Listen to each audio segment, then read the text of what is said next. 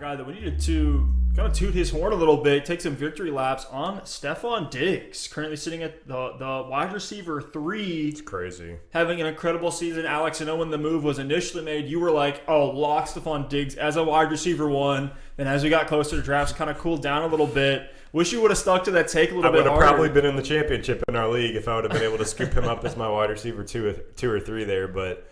yeah, Diggs has been incredible. Diggs is a stud. And, we from a process standpoint, we can't beat ourselves up too much for not having him as like a top 12 option. I think you and I had him at the mid to low wide receiver 2 range in our draft rankings right in August. But Stefon Diggs is just, what he's doing this year is incredible. I don't think he's getting talked about enough. He's one of the best talents. We've all known that for a long time, but now being able to step in, be the alpha wide receiver 1, being able to make plays all over the field. We already know his abilities as a deep threat receiver and was really put into that pure deep threat role when he was in Minnesota, but now we're seeing he's able to get separation and medium and short lengths of the field and being really impressive on contested catches. And guy's been super consistent all year. Not only has the snap share been there, playing pretty much every time that the Bills are going to pass, which is a lot. They shifted their offense a ton, and credit to Sean McDermott for that. They're now very much a pass-heavy team, whereas they used to be a run-heavy team. We used to think of the Bills as this ground-and-pound,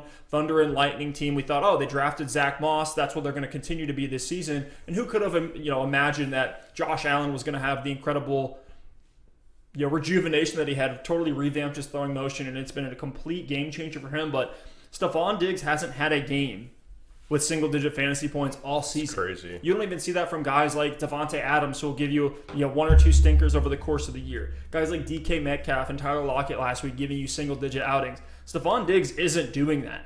And I think going into next year, he's going to be pretty close to one of the first wide receivers off the board, probably in the top 5. Because Josh Allen is still getting better. That's the crazy thing. And so with Diggs too, it's not like he's getting all of his production, through touchdowns or through big plays. It's just consistency. He's getting open, he's making receptions, and he's able to get 9 to 12 yards per reception. And so when you have a guy like that who's just doing it week in, week out, you gotta love that for fantasy. He's a guy that you just set it and forget it. You don't even have to question him in your lineup. And a lot of people have him as their flex or wide receiver 2 this year. I mean, Stefon Diggs, it's funny because I remember making that take about him being a top 12 wide receiver super early on, like right after the move happened. And the whole process was he had 94 targets last year, had over 1,000 yards and 6 touchdowns. If he can bump, 94 targets up to 130 targets, even if they're, slightly less accurate with Josh Allen, that's going to make him a viable threat to be wide receiver 1. Not only has he exceeded 130 targets, he's at 147 targets with 2 games to go. He's going to end up, 160, 170 he's targets. He's leading the NFL right now in receptions. Which is insane.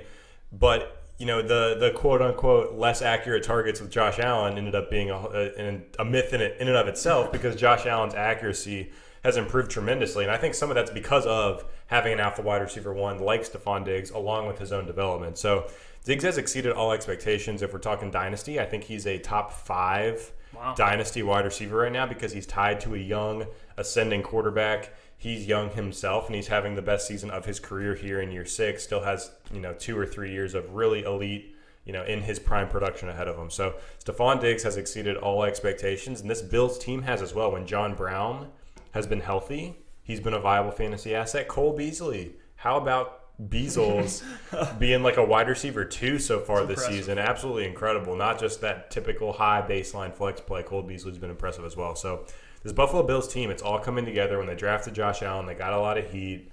It's just these classic quarterbacks that can throw the ball over the moon, and that's why the Bears drafted Mitch Trubisky for the same reasons, and it didn't quite pan out for them. So I'm interested to see, heading into a draft class that's stacked with quarterback talent, how many teams reach on these big-bodied, strong-armed quarterbacks, hoping for the result that the Bills got out of Josh Allen, but it's hard to get there. We've seen time and time again that it normally doesn't work out this way. For a lot of these QBs that are more of developmental prospects, like Josh Allen, like Trubisky, even I would say like Lamar Jackson is one of those too. Now he came in with a totally different skill set, but when the team or the organization's willing to go all in and say, this is our guy, we're going to build the whole offense around this guy and put everything into his development, think it actually go a long way. And kudos to the Bills for doing that. Not only, did they bring in the weapons, they changed their entire scheme. They changed the way that they call plays. Now, I don't know if we can attribute that to analytics, or them becoming more of a pass-heavy league, realizing, hey, it makes more sense to throw on first and second down than maybe it does to run, when the old school way was, let's run on first and second down and set up play action. Kind of changing a little bit. We see that with other teams like the Seahawks, who are letting Russ cook a ton this year. In Mahomes, he's throwing 40-yard bombs on 1st and 10. Just want to mention some of the metrics that Stefon Diggs has had in 2020. He is number 1 in targets. Pretty good. He's number 2 in target rate. He's run the 6th most routes this season, number 4 on the year in air yards. And here's the thing, 56 overall in average target distance. So going back to it, this guy is not a pure deep threat anymore. This guy is a locked and loaded stud. He just needed to get out of Minnesota, get away from Adam Thielen, and into an offense that was going to pass more to unlock his ability. We talked about he's number 1 on the year in receptions, number 2 in terms of receiving yards.